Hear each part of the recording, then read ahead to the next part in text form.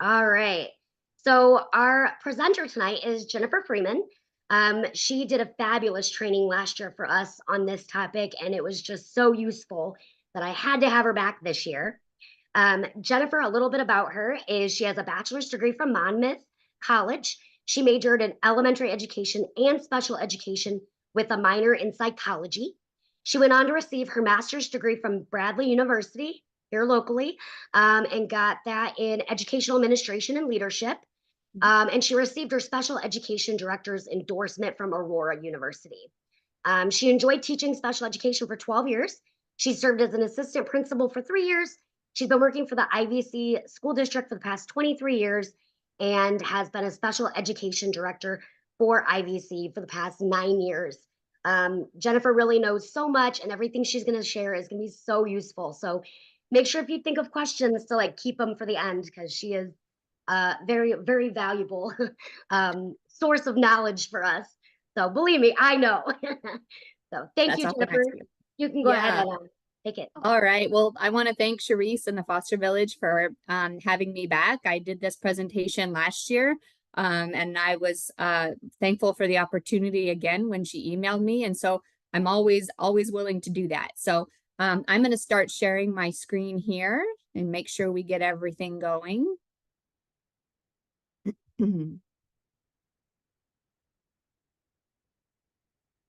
All right. I think that is sharing now. Let me give it a quick check here. Took a minute last time to get going on switching the slides here, so I'm going to take a second here.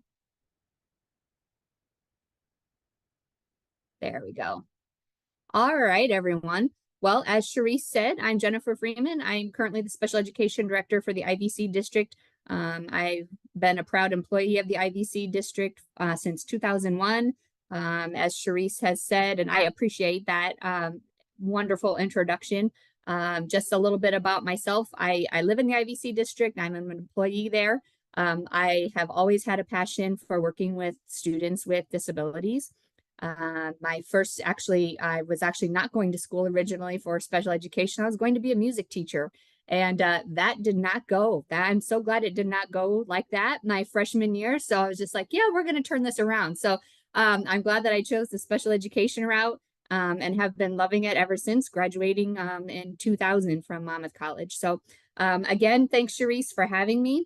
Tonight's presentation is really going to be about giving you guys resources and information about 504 plans and IEPs. I'll try to throw in some other information in regards to resources kind of that you can get along the way in your school districts. And really, this is all about informing you and providing that. I'm not a lawyer. I can't give legal advice, but I'm happy to try and answer any questions that you have. And as Charisse said, we will save those for the end. So, but with that, we'll go ahead and get started. Here's a little bit about our agenda tonight. We are going to do a little bit of background on the law of special education services. We'll talk about school supports, 504s versus IEPs. We'll dig a little bit deeper into each of those things. I'll even show you a sample IEP. It's blank, but it is a sample IEP in the case that it's always good to walk through it and know what you're getting into. It's a very long document, they can be, so it can be a little daunting sometimes. As a parent, I can see that, and so we'll walk through that a little bit, and then we'll have time for Q&A at the end. So we'll get started. Background on the law for special education services. I'm going to hit on three main ones here. The first one is ESSA, Every Student Succeeds. Really, ESSA shifted our focus from special education to meeting needs of every child. Special education has come a long way, and really interventions for students have come such a long way. It shouldn't be the fact that, we go straight to the need for special education services, because schools anymore have so many services and supports that we can provide. And we'll talk a little bit about those today. So we also have the Section 504 Rehabilitation Act of 1973. Basically, also forbids organizations from denying services to individuals with disabilities. So we'll dive into 504 plans and what those look like and how students can become eligible for those. And then we have IDEA, Individuals with Disabilities Education Act, which gives the rights and protections to students with disabilities. So let's go ahead and talk a little bit about school supports, and that's where we start, is with that ESSA law. And really, ESSA led to response to intervention, which started as being called RTI and is now called MTSS, a multi-tiered system of support. And so in your school districts, you may be hearing some schools call it RTI or MTSS. Really, they are one and the same. There is no one correct way to approach MTSS. School districts follow kind of different guidelines, but yet they are still similar. They use data collection processes, whether they use, I know in the IVC district, we use NWEA MAP scores, we use classroom performance, and that's for the academic piece. Really, that's where MTSS started, was interventions for students who were maybe struggling in those academic areas of math and reading. And it's come such a long way that now we incorporate SEL, social emotional learning, into it for students who might be struggling with executive functioning skills such as organization, homework completion, and really gives supports to students academically and socially emotionally. So really, the MTSS approach enables teams to improve the outcomes for all students in academic and social emotional behaviors by providing them different types of interventions. When we talk about MTSS, we look at a 3-tiered system. Tier 1 being a whole classroom approach. So if a teacher felt like, they needed some type of support in terms of something for like an SEL active that they're seeing, maybe their class has maybe their primary class needs some social skills and playing with each other and getting along and learning how to do that at such a young age. You could have a counselor go in, provide a whole group lesson or 2 or 3 lessons, and do check-ins with the teacher. We call that kind of a tier 1 approach, where it approaches the whole class or a whole group. A tier 2 system of approach is where a student, when we look at maybe academics, we take a look at students that might be struggling in the areas of math or reading, and they might be identified for needing a little bit extra support. So they might receive some small group instruction aside from what they're already receiving in their classrooms. And that could be in a certain type of research-based intervention that MTSS group has identified as useful in the school or the district. Up from that, if a student continues not to make as much progress as they would want, in a tier 2, they might provide what's called a tier 3. And that's more of an individualized support, where the student is more one-on-one with an interventionist, trying to help them make progress in the areas that they need to help them close those academic gaps that they might have. So really, the MTSS system kind of takes a whole child approach to supporting students, whether it be academically or socially, emotionally. It utilizes the data to provide those tiered interventions. And then that data is looked at throughout the school year or for months ahead to see how students are making progress. When we take a look at, we kind of start with MTSS, and that's where students can kind of start in a process. Really, we look at that for students. Also, we'll dive into this a little bit more when we look at categories of IEP eligibilities. But for students that might have specific learning disabilities, and that might be an area that we are looking at, that intervention and data collection process is really important. So, but let's go ahead and talk about what is a 504 versus an IEP. So for both of them, actually, we need a parent consent in order to do an evaluation. For a 504, we're taking a look at, is there a physical or mental impairment that limits a life activity? And for 504 plans, you don't necessarily need the documentation. Some school districts like having a documentation to state that there is a physical or mental impairment. I will say a lot of 504 plans we have are medical. It could be diabetes. I actually learn about a new, I feel like type of medical diagnosis every year, 1 or 2. It could be, I have blood disorders, I have heart conditions, I have students with diabetes. We have students with ADHD, with 504 plans. So really, any type of physical or mental impairment that limits and does have some type of impact on their school day. And with the 504 plan, if they become eligible with that, then they can receive accommodations within the general education classroom. Now, the difference between that 504 plan and the IEP is we already talked about the parent consent needed for both evaluations. But in an IEP, we look at 13 different categories.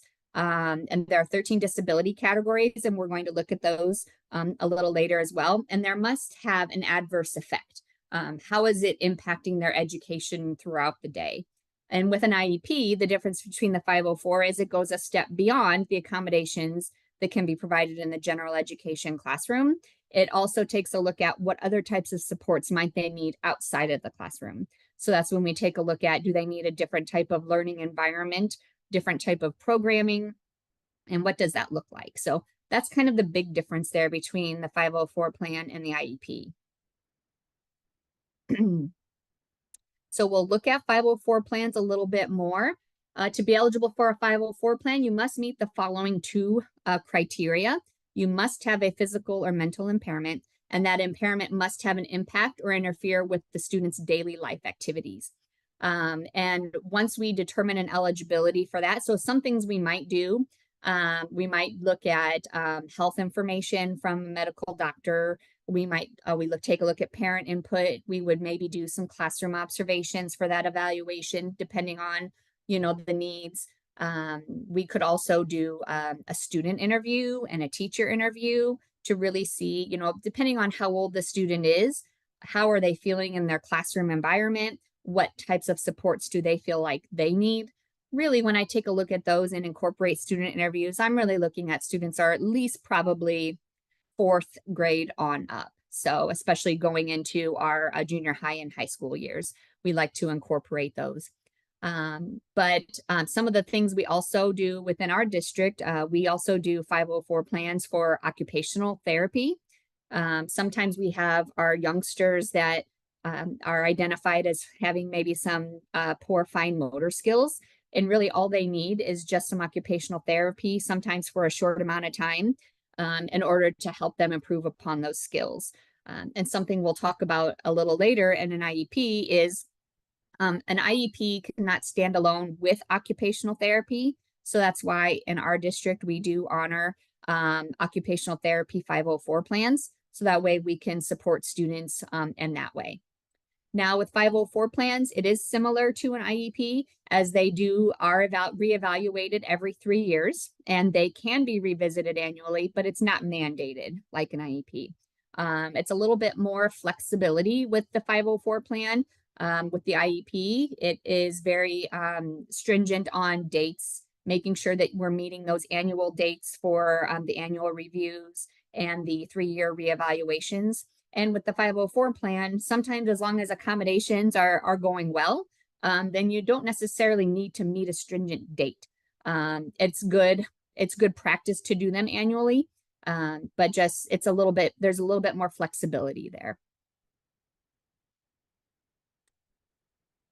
So if we go into our IEP plans, then I'm going to start a little bit about the evaluation process for special education. A parental request can be made for an evaluation. We also do referrals from our MTSS process for students that we feel just are not making progress at that tier 3, and they may have been receiving interventions for a long period of time. And we've also tried to change those interventions to help them improve. So if there's a point where we feel like they might need some more support beyond that MTSS intervention, then we may refer for a special education evaluation. If a parent does request an evaluation, the district does have 14 days to respond to that request. If we do proceed with a request, then the district must determine information and data that they want to collect. And what we do is we call that a domain meeting. And in that domain meeting, we're really looking at a grid, and we're going through the grid together as a team. This includes a school psychologist, a social worker or counselor, the parent, myself as an administrator, and the teacher that may be working with them at the time. We go over all the information in the areas of academics, functional, cognitive, motor, social emotional, vision and hearing, and communication.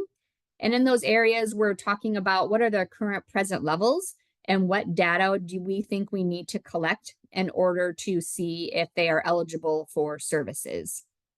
And once a consent is received and you as the parent signs that consent, the district has 60 school days to complete the evaluation. Now, it's a lot different than 60 calendar days. It is 60 school days, which means 5 days a week for the days that there is student attendance. So during that 60 school days is when all the pieces of that evaluation are collected. When we have an evaluation or eligibility meeting, we are looking at these 13 eligibility categories. I'm not going to go through all of them, but I would say, depending on, what district you may be at and what services, as far as, we usually have a lot in the areas more of specific learning disability, other health impairment, emotional disabilities, speech and language impairments. However, it's not, uncommon to look at all of these. Autism is another one.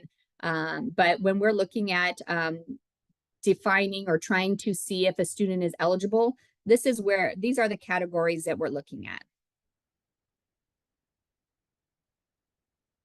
Once a student does become eligible in one or two of those categories for an IEP eligibility, you can have what's called a primary and a secondary eligibility.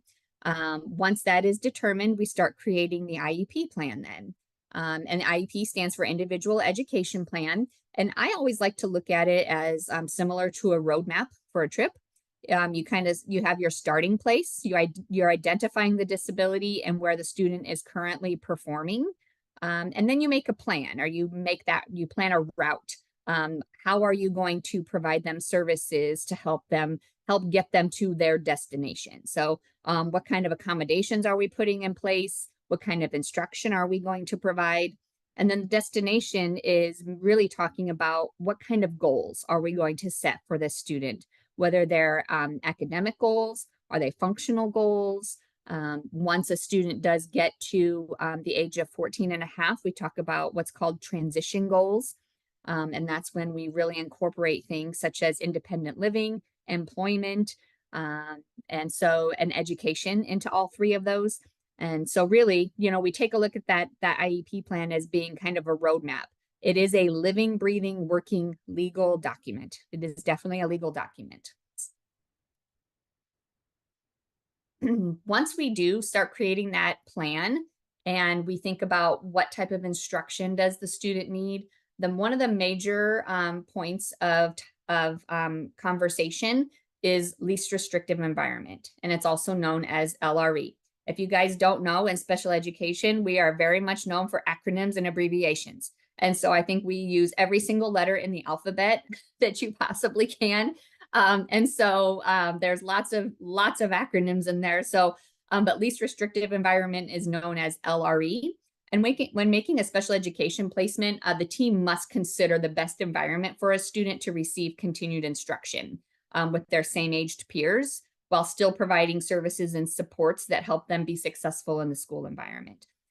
Depending on the district that you do live in, there is a continuum of special education services, different types of programming that they can provide. I can kind of talk a little bit about what our programming looks like just as a reference. We service, I feel like we have a very large continuum, of education for our special education students. We have programs for students who are nonverbal. They might be in a life skills classroom. We have programs for students that are instructional. It might be a couple of grade levels below their grade level peers. We have what's called cross-categorical, which is more of a resource setting. So students come in and out of a special education resource room and then go into the general education classroom. So it's kind of a hybrid. We have classrooms for emotional disabilities. We call those our mindful classrooms. And then we also have programming for transition students, which are our 18 to 22-year-olds. So when you take a look at trying to identify the least restrictive environment possible, you want to make sure that you're really looking at how is the student going to benefit from that seat that they're sitting in during their school day. So now we'll kind of walk through a little bit about a sample IEP. And I know probably for parents, oops, I skipped, oh, I forgot to click my sample, that's why. For parents, it can be really daunting because if you are going through a meeting for the first time and it's an eligibility meeting where all this evaluation information has been shared out, and then you make an IEP plan, and you could have a document that sits anywhere from 40 to 60 pages by the time that you are done. And I know that that can be, I mean, just hearing the information in that short amount of time can be a daunting experience. One thing I do want to share with you that I did not incorporate here, and I apologize for that on the slide, was that in Illinois, there is a law that does state that anytime there is an evaluation meeting or an IEP meeting, the team is required to provide the parent with a draft 3 days in advance. And keeping in mind that it is a draft, but it is so that way you have the time to be able to look at that information and go into the meeting with any questions or concerns that you might have. And so that is, something that has been put into effect the last couple of years. And it is great when we have parents come to the meeting. Some of them come and they have them all highlighted and ready to go, or they just have them sitting in front of them. But it's good that, you as the parent can have that information ahead of time and be able to look that over. So when we're looking at this is what looks as the top page or a conference summary report. This basically has all the students' information on it. What type of meeting was it? When was the meeting held? What is their serving school and what is their home school? It also has on there their disability. I don't know. Can you see all of that, Charisse? Okay. All right. Perfect. Great. So you just see their primary and secondary eligibilities down below. And then there are on this conference summary report also is where everybody signs in for attendance purposes. And I know sometimes parents look at me when I say, okay, can I go ahead and get your signature? And I have to follow it by for attendance purposes, please, because it's like, well, wait a minute, what am I signing here? It's only for attendance. You're not signing any consent or anything like that. To provide any services when you sign this document. You're merely signing it to say that you were in attendance for the meeting. You are required to receive 3 notices of the conference, and it does have to be at least 10 days in advance for you to receive that notice. And then also with any IEP is you are supposed to receive what's called the parent procedures and safeguards. And again, more documentation for you. It is 26 pages of your parental rights. And so I basically always like to tell my parents that you can request a meeting at any time. It is your parental right to be able to do that. We can come together as a team if you would like. We can call it an IEP meeting. Sometimes we just do check-ins. But your major right as a parent is to be allowed to, call a meeting at any time. As we go through more of this IEP here, we do have down here several things you're also going to receive. In Illinois, there are 2 other things that you receive as well. That's why sometimes it's just a lot. You will receive documentation on what's called PUNS, priority of urgency of needs. I can talk about that a little bit more towards the end there when we get into resources. And then you also receive what's called ABLE. An ABLE brochure. And really, Charisse, that might be something that I could probably share out with you too, that you might want to share. It's just more information on resources that are out there. That'd be great. All right. And so now we're going to get into the nitty gritty here. And this is what you're going to see. This is where we start.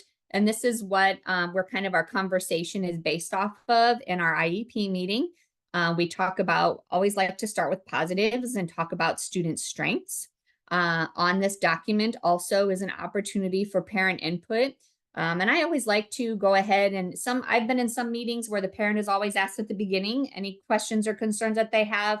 I kind of like to talk about, the student and their progress and their goals first, and then ask at the end, is there anything that we have not discussed that you wanted to bring up today?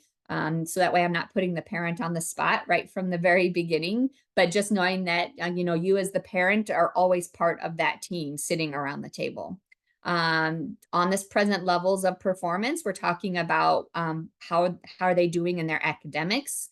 How do they function in the classroom? Do they participate? Do they volunteer? Do they like to work in groups? We're also talking about social and emotional status.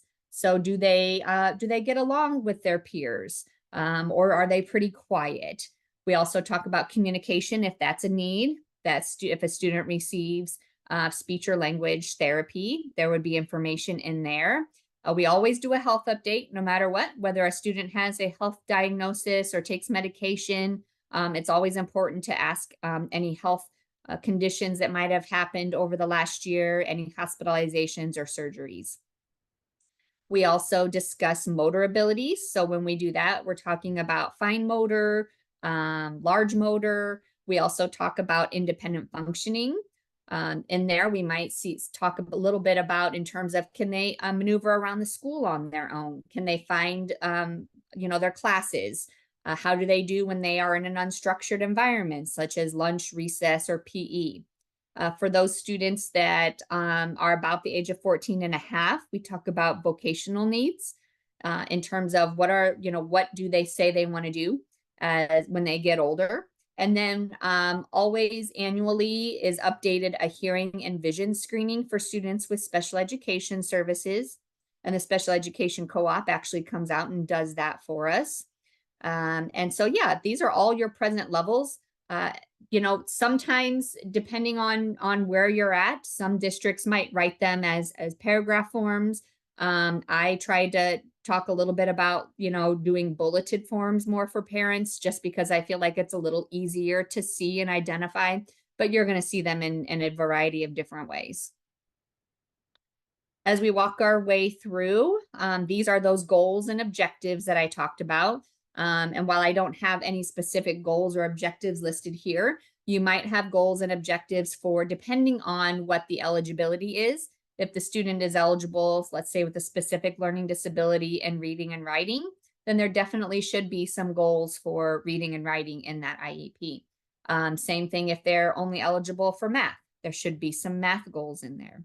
Now, if a student is eligible with what's called other health impairment, and maybe that is due to an ADHD diagnosis, as an example, then we're probably going to see more functional goals in there. So helping them be prepared for class, or it could be like attendance as well, helping them, motivating them to come to school. So it would be more along those lines of more of those executive functioning pieces. And then, as I had mentioned before, we also have goals for students that turn 14 and a half in those transition areas for education, employment, and independent living. So to try and prepare them for a post-secondary education, no matter what it is that they want to do. Now, beyond those goals and objectives, we get into the educational accommodations and supports. So this is where we talk a lot about the accommodations that students will receive within their classrooms. Your accommodations are going to be listed down here in the supplementary aids and accommodations. This is where it might be that they need extra guidance for independent work, or that they get directions repeated or rephrased, or maybe they need flexible seating in their classroom in order to help them focus and maintain their attention. There could be a variety of things in there. It could be calculator use. It could be reduced work. So all types of accommodations in there that could be written depending on each individual student's need.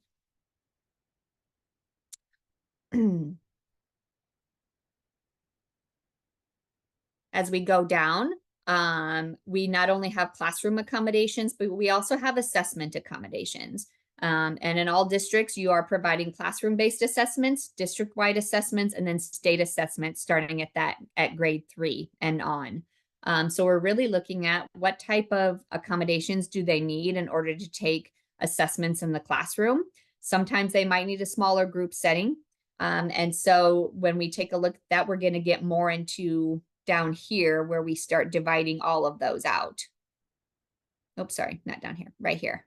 But you would see all of them listed out more on these 2 pages in terms of like small group setting or a test read aloud, or maybe they just need a quiet setting, depending on what type of district assessment your district provides. We provide the NWEA MAP test. We talk about what do they need in order to take that MAP test. Is it similar to the classroom accommodations? And then the same thing goes for any state testing. So obviously we start at grade 3 for that IAR test. Also students that might have more of an intellectual impairment and qualify for the alternative assessment. They might have accommodations on there for what's called the DLM, and that's the Illinois Alternative Assessment for that IAR test. And then when we get into high school, we're looking at College Board. We're looking more at the PSAT in grades 9 and 10, and then the SAT in grades 11. Something to really think about, and when you're talking about accommodations for testing in the classroom and the district and for state tests, is that really all of those things have to mirror what they're provided in the classroom. So if a student does not have a math eligibility and they're not allowed to use a calculator, we cannot put a calculator on for them to use on a test. It doesn't match with the eligibility. And so for me, I'm always trying to, coach my teachers and my staff on whatever they receive in the classroom does have to be mirrored, throughout those different types of tests. So it's important to have those conversations as a team and decide, what is the best testing environment for each student. So now I'm going to talk a little bit about, for those kiddos that turn 14 and a half in an IEP year, we have what's called a secondary transition plan. And again, there at the top, you can see we're really talking about employment education training and independent living skills. So really asking them and getting them more involved. We like to get kids involved at grade 8 if they're not already involved by then. Sometimes parents ask for their students to be involved as they get a little older in those middle school years, and that is totally their option. But we definitely include all students from grade 8 and on, because really we want them to be learning and knowing what their needs are and how they can start advocating for themselves. And all of my high school IEPs, that's a big discussion that we have, is just teaching them how to advocate and learn about their own disability and what their needs are. Because down the road, when they move on, past high school, if they're college bound, we want them to be able to know, what they need to help support them it's still in that education, even in those college years. So really, we're taking a look at, depending on what the student might have as an interest. Not all of them are college bound. They might want to go to a technical school or a trade school, or they might just want to get a job. So our goal for them is, when we set up those goals, is really to focus on what do they want and what do they need and how can we get them there by the time they graduate high school. So that way we feel prepared when we, have their very last meeting of their high school career and then send them off into the workforce or into college or to a trade school. It's kind of just some more information that I just talked about there. For some students that may be identified with an emotional disability, it doesn't have to be for every student that's identified with an emotional disability, but we can do what's called a functional behavior assessment, where we work with the team at school. It could be teachers, it could be a behavior analyst, your school psychologist, your social worker, counselors. And we're really working with that teacher to help provide the student what they need in the classroom, as far as identifying any target behaviors that might be impacting their education and kind of standing in their way in their school day. And so really working with the team to identify those target behaviors and what can we put in as a behavior intervention plan to help improve upon those behaviors. Because really, if that's what is standing in that student's way, we should be able to help them and support them, provide supports. It could be sensory path breaks. It could be a break in the classroom. It could be some type of motivator or incentive, for working, just depending on what those target behaviors look like. But this could possibly be part of that IEP as well if the student is in need of a behavior intervention plan.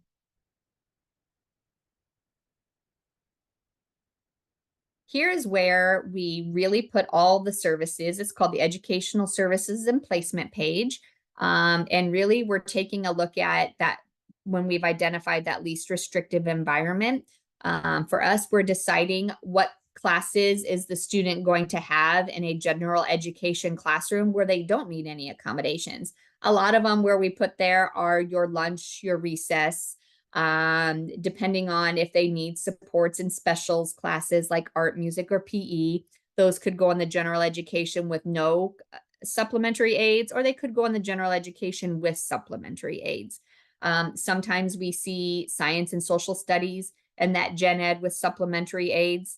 And then sometimes, depending on the type of support, it could be if we're doing more of an inclusion model, and maybe we have a special education teacher co-teaching with a general education teacher.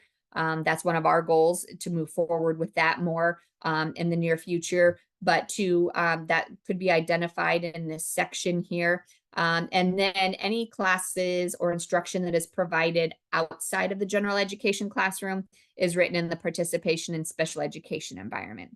So that might be if a student receives reading in a resource classroom or math in a resource classroom, it could be identified there with the amount of minutes that are being provided for that student on a daily, weekly, or monthly basis is how those can be written.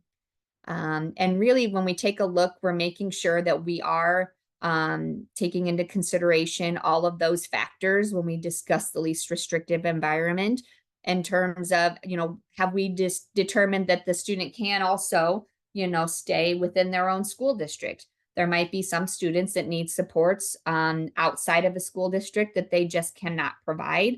And that would be some more of those in more intensive programming that maybe your school district does not have large populations of.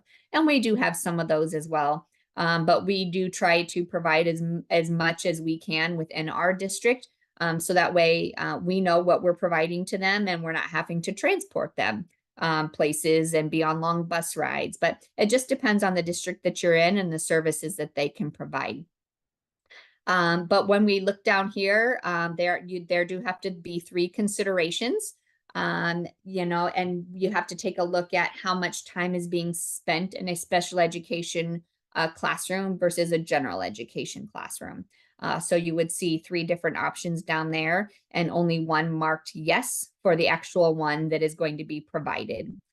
Along on this page also, we are taking into consideration, I'm going to jump back up here. I missed something I wanted to talk about. Maybe I did.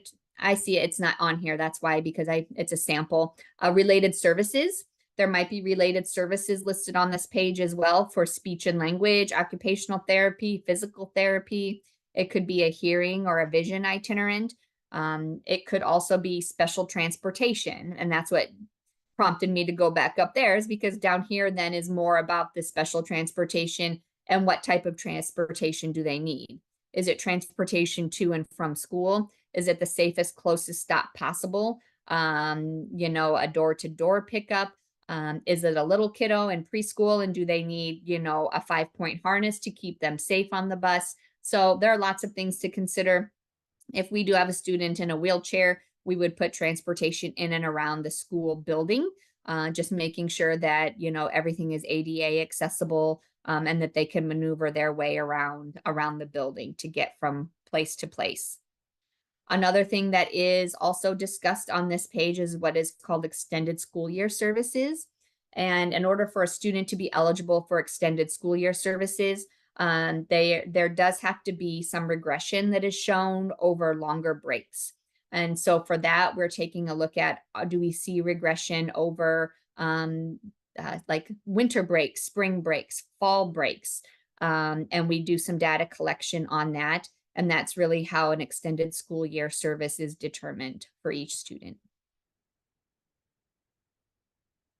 I've kind of already talked about this. This goes along with the behavior intervention plan. It just got out of order there. I apologize for that. Along with sometimes an IEP will also have an additional notes page That's where I kind of like to put on there any questions or concerns. I document those in the parent input along with the additional notes information, or it might be something to say, hey, at this next meeting, we're going to talk about this. It might be a kiddo that has been doing really great, has transitioned, and is just receiving minimal accommodation. So we might say at the next reevaluation, it'll be important to discuss whether or not the student is eligible for special education services or if they're ready to be independent. So just little things like that might have been discussed at the meeting, either brought up by the parent or a member of the IEP team. This is an example of what a parent guardian notification would look like that you are supposed to receive with at least that 10-day notice.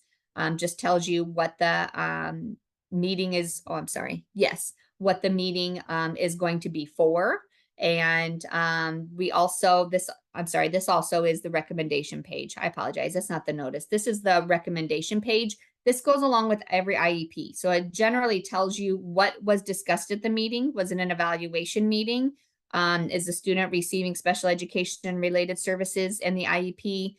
So it has like your checkbox listed down there, but this really kind of is your cover page to say, hey, here is what type of meeting it was. Here is what the student will receive. This is kind of that summary. And then all of your other pages have that more detailed explanation. This is your example of your notification that you would receive for the meeting to occur. At every meeting, there does have to be a special education teacher and a general education teacher. There's minimal circumstances where a general education teacher is not involved, but most of the time there is always a general education teacher. And then all the staff members that are involved with that student, whether it be someone that provides speech and language or OT, PT, all the members of the team should be listed on this notification. All right, and then that is your sample of the IEP there.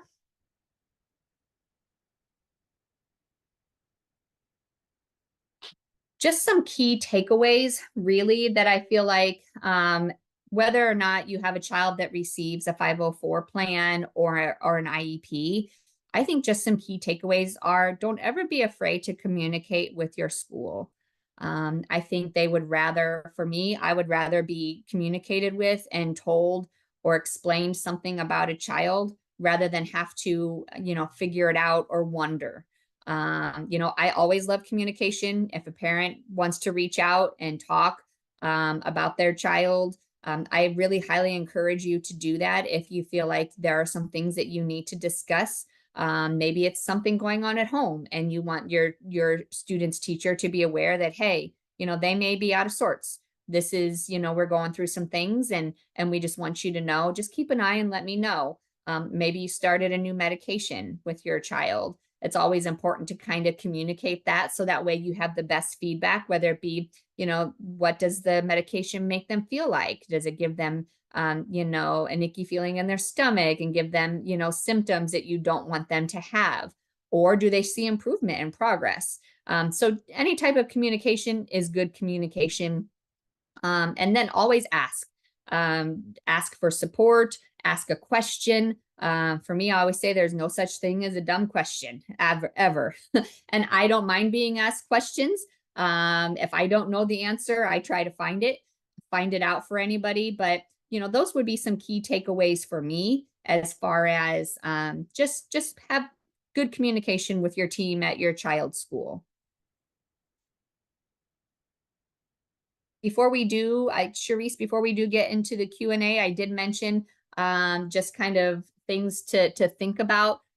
Puns is something that all parents should be thinking about if they have a child diagnosed with autism or an intellectual disability. You should definitely be looking at a puns list, which I had said earlier is a priority of urgency of needs. And really, it is something that you do have to update on an annual basis or every so often with them. They reach out to you. But, once the child becomes a young adult, there are supports and services out there for them. So being on that PUNS list is important in order for them to receive those services. There are, other financial things to consider as well when you might have a child that you feel like might not be as independent as you would hope. Once they turn the age of 18, you can seek some guardianship for them. And that really, that can be done, you know, on your own, or it can also be done with a lawyer. I've had parents do it different ways. But just know there are services out there and supports out there for you. So at this time then, Charisse, I'll go ahead and I'll stop chatting and I'll let everyone else ask some questions. And then I think you wanted to stop the recording at this time.